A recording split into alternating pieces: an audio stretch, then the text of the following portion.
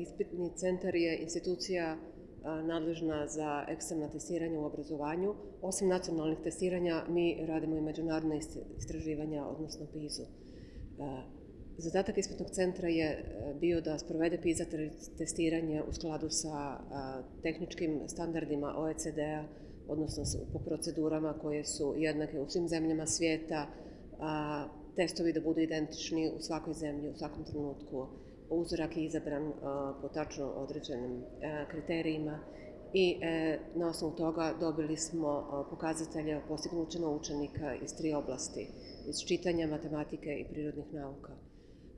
Pored toga dobili smo indikatore koji utiču na kvalitet obrazovanja. Rezultati PISA testiranja govore o kvalitetu našeg obrazovnog sistema, ali i omogućuju poređenje sa ostalim obrazovnim sistemima iz 64 druge zemlje.